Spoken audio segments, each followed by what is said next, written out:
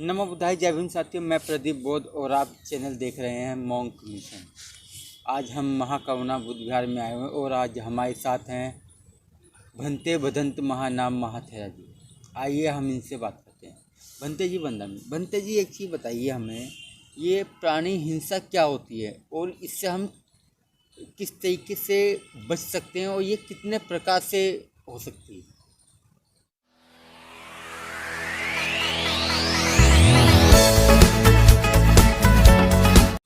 जी, प्राणी हिंसा के कई प्रकार हैं। शरीर रूप से प्राणी हिंसा होती है, शरीर से मारते हैं। वाणी से प्राणी हिंसा होती है, मन से प्राणी हिंसा होती है। यहाँ हिंसा जो 10 प्रकार के दोष हैं शरीर के, वाणी के, मन के, उस हिंसा को रोकना है। ये अकेला शरीर से हिंसा का भी हम किसी को नहीं मारेंगे, लेकिन हम वाणी से बहुत कठोर बोलते हैं, तलवार से ज़्यादा धारदार शब्द होते हैं।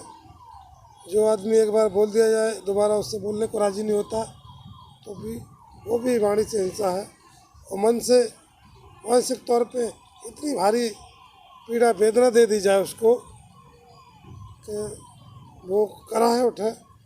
तो इस प्रकार शरीर से, मन से, वाणी से जो हिंसा हो, सभी प्रकार की हिंसा को रोकना है।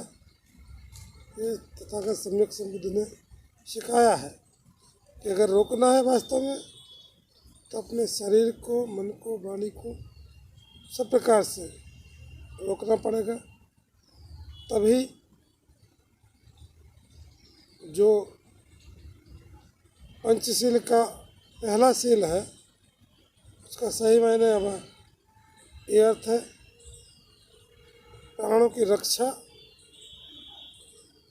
जैसे अपने प्राणों की रक्षा करते हैं, सुबह उठने के बाद ताज़ी हवा लेते हैं, और दूसरे जीव जंतुओं को ये शुद्ध ऑक्सीजन नहीं मिलेगी तो भी हिंसा होगी।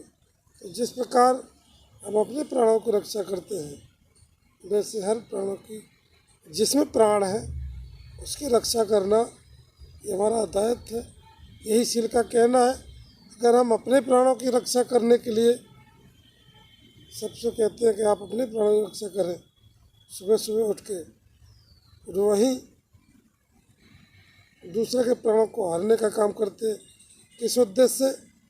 किस आदमी का आयत होने से मेरा भला होगा, मैं धनवान बन जाऊंगा, या मुझे इसका वैभव मिल जाएगा, तो वो भी एक प्रकार से हिंसा है। इस प्रकार अगर आप तथागत के बताए हुए मार्ग पर चलते हैं तो वाणी से, शरीर से, मन से सभी प्रकार से हिंसा को रोकना, तभी सही मायने में आप शील का पालन कर रहे हैं। भंते जी, सुनने में आता है कि जो बौद्ध भिक्षु हैं वो मूदर मांस खाते हैं, तो क्या बुद्ध ने कभी इस बारे में बताया कि मांस खाना चाहिए? ऐसा है प्रदीप जी, तथागत बुद्ध ने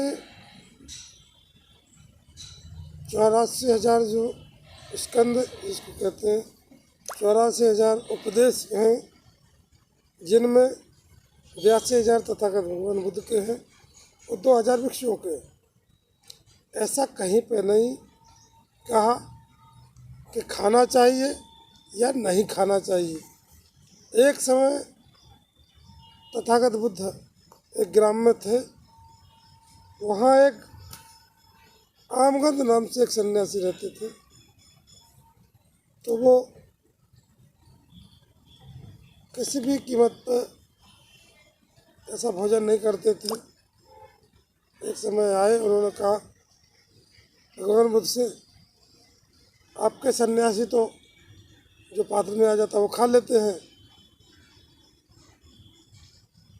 तब भगवान बुद्ध ने वहाँ उपदेश दिया था आमगंध को कि आमगंध अगर आपके उद्देश्य से लाया गया नहीं है, जो भी उसने बनाया है उसके निमित्त उसने हम पहुँच जाते हैं, ये हमें दे रहा है, तो है क्या आमगंध? बोले मांस खाना है, किसी से झूठ बोलना है, किसी को ठगना है, व्यभिचार करना है,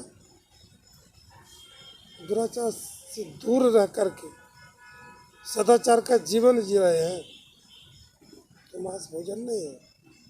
वो तो हमारे निमित्त नहीं बनाया गया, बल्कि उसने अपने निमित्त जो भोजन बनाया है ये हमें दिया है। तुम कहते हो कि ये खाने से तुम फली ये वो खाते हो, तो क्या तुम्हारे हथ हो गए, तुम्हारी तृष्णा मुक्त हो गए हो?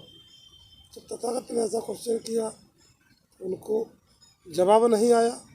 बुद्ध ने कहा भोजन पर न ध्यान देते हुए अगर हम अपने सदाचार पर ध्यान दें, धम्म के मार्ग पर चलने की पूर्णताशील पालन पर ध्यान देंगे, दुराचार से दूर रहेंगे, तो भोजन जैसा भी प्राप्त होता है वो भोजन कुछ भी नहीं कर सकता है। हमारी वाणी में भोजन का असर शरीर में जो होता है, लेकिन मन हमारा जो बनता है वो विशेषकर संस्कारों से दो प्रकार होता है।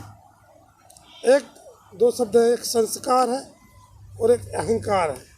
दोनों में कार लगा है ना। अहंकार आदमी जब अहंकार जाग जाए तो दूसरों को सता करके उसे संतुष्टि मिलती है, लेकिन संस्कृत आदमी खुद झुक जाता है तब उसे संतुष्टि मिलती है। तो अगर अहंकार जाग जाए आदमी में, चाहे वो अमीर हो, गरीब हो, शीलवान हो या दुश्शील हो, तो वो बुद्ध के मार्ग पे नहीं चल सकता। अगर संस्कारवान हो जाएगा तो वो बुद्ध के मार्ग पर चलेगा, खुद झुकेगा।